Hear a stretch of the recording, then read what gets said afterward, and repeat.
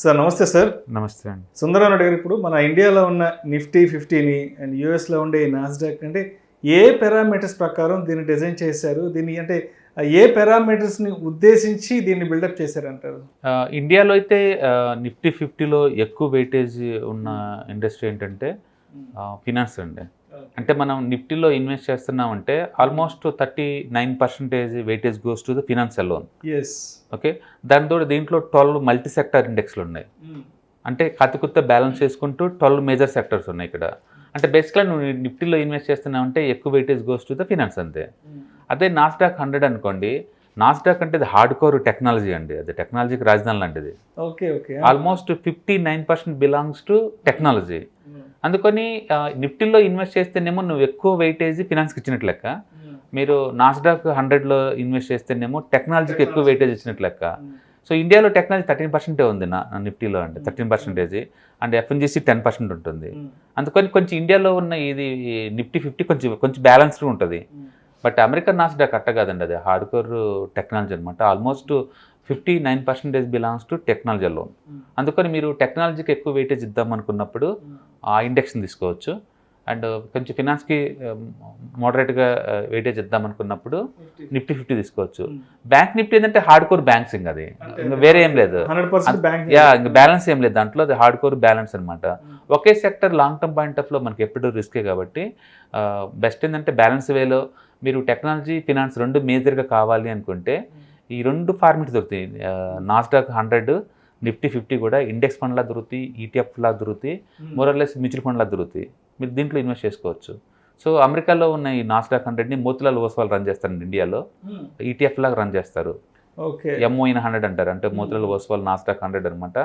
అందులో మనం ఇన్వెస్ట్ చేయడం ద్వారా నాస్డాక్ లిస్ట్ అయిన టాప్ 100లో మనం తీసుకోవచ్చు. అంటే వరల్డ్లో టాప్ ఐటీ కంపెనీలో మనం ఇన్వెస్ట్ చేసినట్టు ఉంటుంది.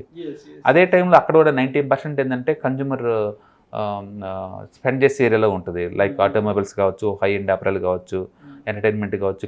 కన్జ్యూమర్ ఎక్కడెక్కడైతే బాగా స్పెండ్ చేస్తారో వాటికి 90% వెయిటేజ్ ఉంది. అండ్ టెక్నాలజీకి ఏమో 59% వెయిటేజ్. మొత్తానికైతే టెక్నాలజీ ఓరియంటెడ్ లైఫ్ స్టైల్ మొత్తానికి అది వెయిటేజ్ అనమాట. అదే మన నిఫ్టీ అయితే కొంచెం డైవర్సిఫైడ్ అనమాట ఇది. సో మన నిఫ్టీలో overall 13% IT weightage, just 13.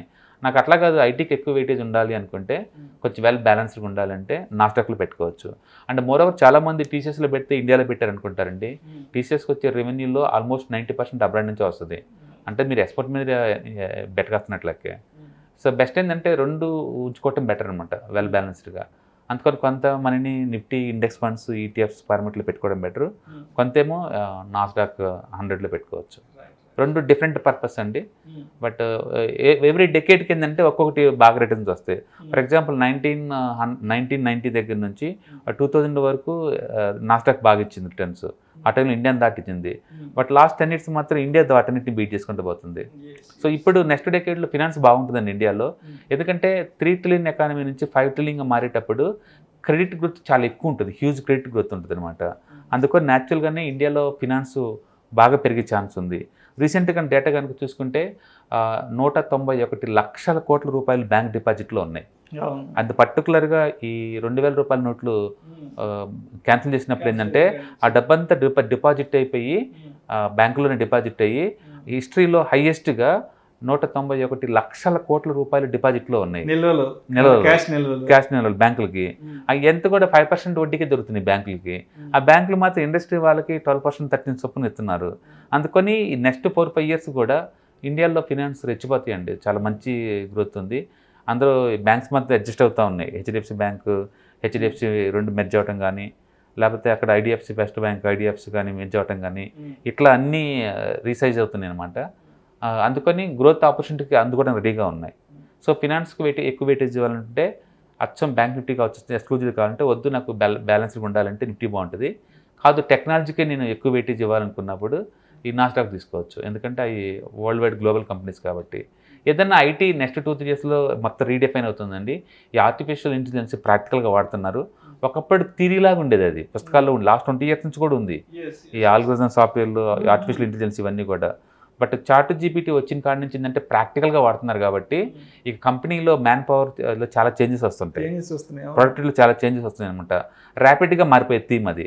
IT companies ఈ మధ్య ఐటీ కంపెనీస్ ఇన్ఫోసిస్, టీసీఎస్ కూడా అవును వాళ్ళకు ఉన్నటువంటి ఎంప్లాయీస్కి ఏఐకి సంబంధించిన ఈ టెక్నాలజీకి సంబంధించి ట్రైనింగ్ ఇప్పించడం కోసం కొన్ని లక్షల కోట్ల రూపాయలు ఖర్చు పెడుతున్నారు. రైట్, ఎందుకంటే ఫీచర్స్ రెడీ అవ్వాలి, ఇంకా ఓల్డ్ డేటా పనికిరాదండి ఇక్కడ. అందుకని ఐటీ వర్సెస్ ఫినాన్స్ అని చెప్తే ఫినాన్స్కే బెటర్, ఎందుకంటే ట్రెడిషనల్ సెక్టర్ అండ్ ఇండియా మంచి ర్యాపిడ్ గ్రోత్ ఉంది కాబట్టి మనం తీసుకోవచ్చు.